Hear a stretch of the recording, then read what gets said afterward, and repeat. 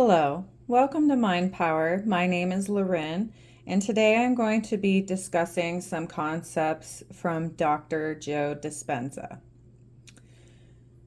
So I'm just going to roll with it. This is talking about creating your future, your new self. How many of you actually woke up this morning and consciously created a future? You know why you didn't do it? You didn't do it because you don't believe it's true. If you knew it was true, that your thoughts had something to do with your life, you would never miss a day in creating the life that you wanted. That means you would never let any thought slip by your awareness unnoticed by you. You said that your thoughts have something to do with your destiny, and 90% of your thoughts are the same thoughts as the day before. So if you're not being defined by a vision of the future, and 90% of your thoughts are the same, your life should be the same. Because the same thoughts lead to the same choices. The same choices lead to the same behaviors. And the same behaviors create the same experiences. And the same experiences produce the very same feelings and same emotions.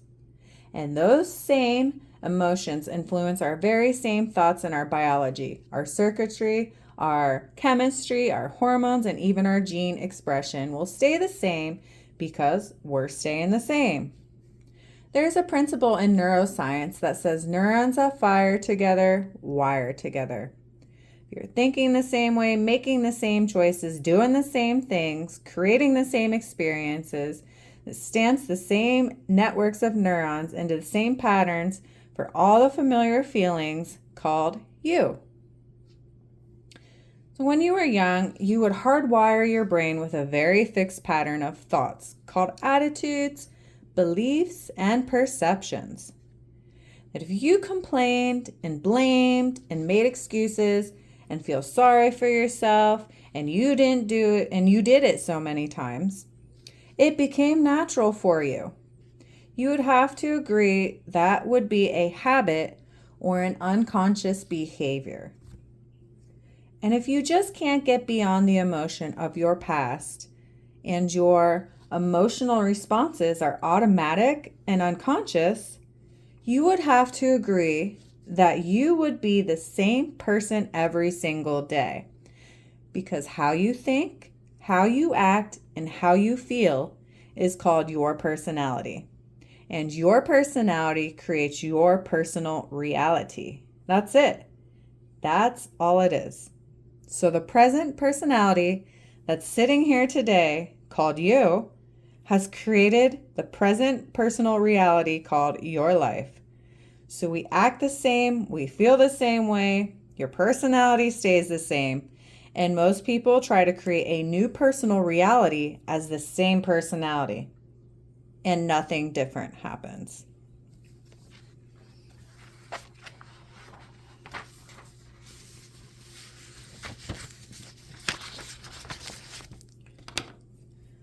The core idea is your brain is constantly reinforcing what it repeatedly does.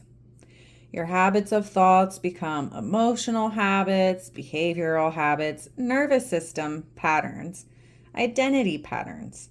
So if someone thinks the same thoughts, reacts the same way, avoids the same risks, feels the same emotions, tells the same story about themselves, their life often stays structurally similar. That's not magic manifestation, that's conditioning plus neuroplasticity plus behavior repetition. The most important line that he mentions is your personality creates your personal reality. That line hits because there's so much truth there. Not in the simplistic just think positive and you'll become rich way, but in a way of a fearful identity produces fearful decisions. A confident identity produces different decisions. A healed nervous system tolerates different experiences. A person who believes opportunity exists notices opportunities others ignore. Over time, these small differences compound. And where this gets very powerful is when you're dealing with fear, scarcity, shame, failure, overwhelm, and that's all hitting before the day even begins. The body memorizes those states. It goes into autopilot, and eventually the nervous system becomes addicted to familiarity, even painful familiarity. That part is very real psychologically. But here's where balance matters. Some self-development spaces oversimplify this into, you created every bad thing in your life. That becomes dangerous and unfair. Trauma exists. Poverty exists. Abuse exists. Illness exists. Systemic barriers exist.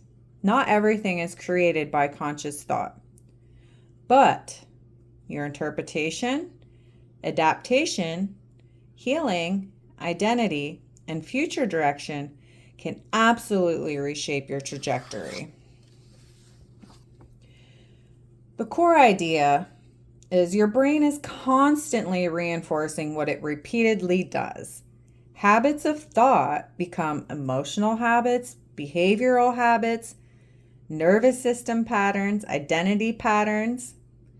So if someone is thinking the same, they react the same, avoiding the risks, they feel the same emotions, and they tell the same story about themselves, they're not changing. So, for example, someone can be physically safe today, but their nervous system still reacts as if danger is present. That's not imagination, that's conditioning. The body learned this is what life feels like. This is what relationships feel like. This is what mornings feel like. This is what success feels like. This is what rejection feels like. And these emotional predictions become automatic without you even noticing. He's right. You can't build a radically different life while emotionally rehearsing the same identity every day. If someone is constantly reinforcing thoughts such as I'm trapped, nothing changes, I always fail, people leave, I'm unsafe, I'm powerless, their brain, their nervous system, decisions, attention, and behavior start organizing around those assumptions. Not magically, biologically and psychologically. But some important nuance.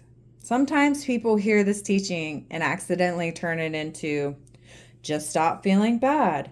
That's not realistic. You do not heal by suppressing emotion. You heal by becoming aware of the patterns. It's the first step. Creating safety, processing that stored emotion, practicing new responses. That's a big one. And building new experiences repeatedly. That's why this work matters so much, because you can change. You can change your decisions, your thoughts, your reactions to become someone different. So your body's remembering all these states that you're consistently being in. Your nervous system becomes addicted to the familiarity, even the painful stuff. Not everything is created by your conscious thought alone. Your interpretation, adaptation, healing, identity, and future direction can absolutely reshape your trajectory. That's where personal power lives. The real practical application, the takeaway isn't force yourself to think positive.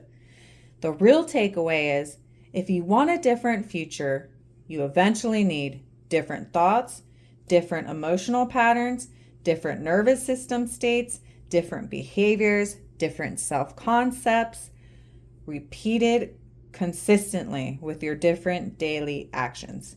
Because identity changes first, then behavior, then outcomes.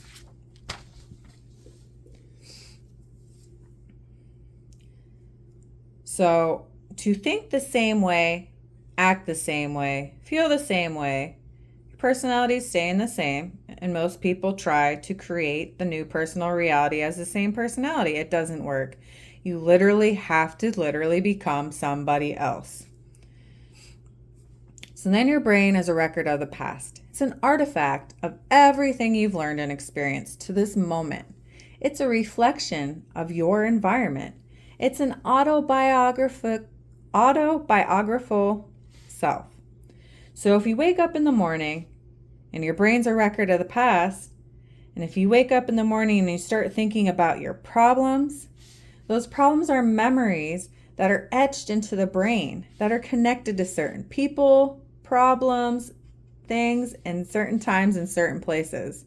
If you're remembering your problems, are you thinking the future or are you thinking in the past?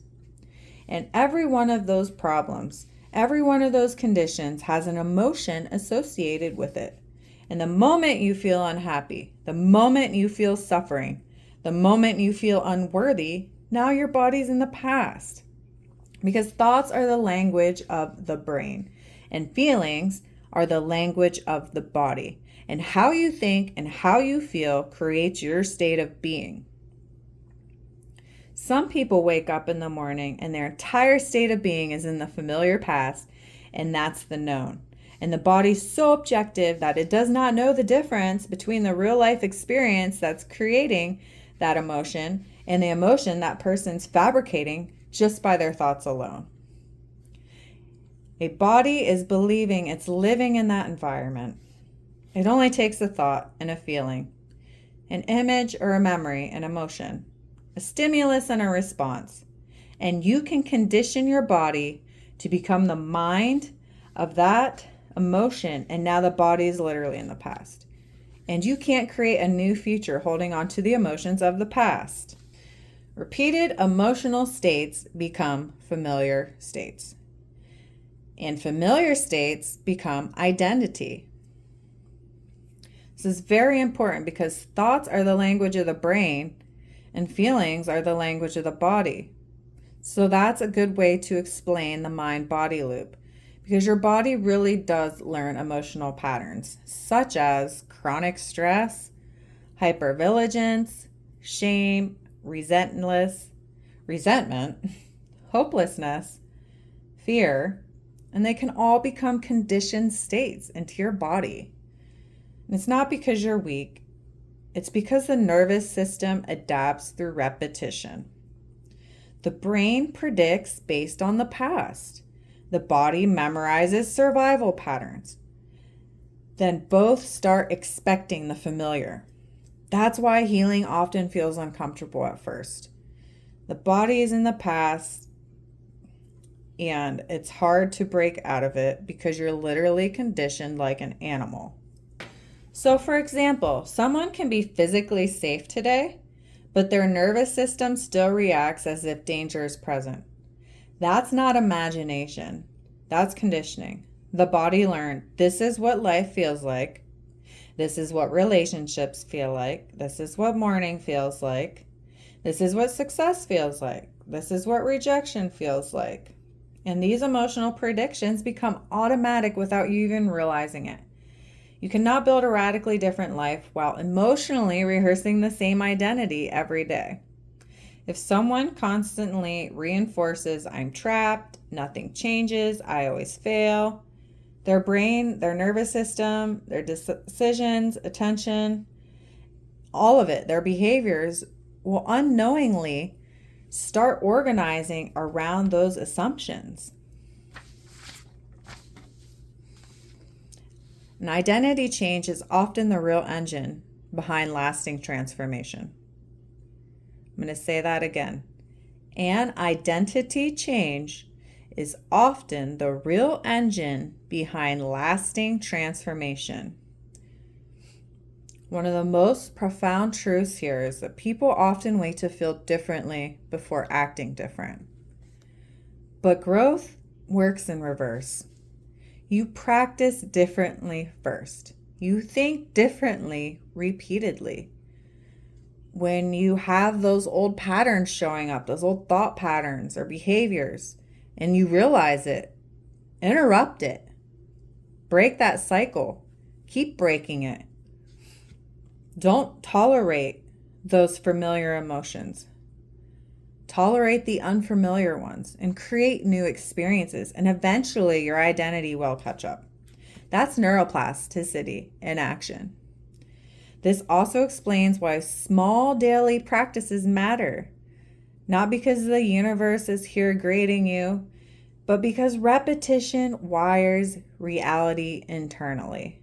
Tiny repeated moments such as breathing, grounding, visualization, gratitude, movement, self-respect, boundaries, possibility, emotional regulations, all become signals to the brain and body. We are not the old environment anymore. And that's when the real change starts. So the main point of this, where you can benefit the most, is you got to stop telling the old story of you. I struggled with this a lot. Being very ill for 2 years, that became my life. I was in survival mode. I was surviving. And if I met any new people, which I really didn't, well, that's all I knew. That's all I was living, was this really hard reality. And even when I started becoming better and I was able to get out and, I started to play pickleball, for example, and I met all these new wonderful people. But I'm still telling this story of my old self. Why? Well, for one, I was underweight. I sucked really bad. So I felt like I needed to make, excuses or let people know why I suck so bad and why I look the way I do and why I can only play once a week because I'm too weak. And, I just kept telling the story and telling the story. And God, it took me a long time to not tell the story. And it's still freaking hard to not tell the story because it's still affecting me, just not as much. And so now I got to tell the new story, and it's hard because how do you tell a new story that you didn't live yet? Well, first of all, you can write down your new story and then just rehearse it and keep reading it. Tell the story you want to tell. Tell the story of the life of how you want it to be. And just rehearse that and feel what that would feel like if that was your life. And then know that that's coming to you because you're creating it. It's going to be done. It's not going to show up tomorrow, but with a little bit of, deliberate action, you will be telling that new story and it will be the new story. It will be true. You are worthy of your new personality. You are worthy to not live in a stressed out state all the time. You're worthy to live in love, to find joy, to be content, to enjoy each other. You are worthy of the life you want, and you can do this. This journey is so worth it. It's not easy. It's fun because you will benefit and you will see results. It's not straight up. It's a bumpy ride up and down. There's a lot of learning, but I can tell you the more you practice this work, the better you're going to feel, the more empowered you're going to feel, the more confident you'll feel within yourself that you do have the power to create the life you want. And once you start getting a taste of that, you're not going to want to stop because now you know it's real. You've proved it to yourself. You're feeling confident, and right there, new reality shift into your new personality. So I just want to wish you all the best, and I love you, and take care of yourselves, take care of each other, and stay tuned for the next video. Thank you so much.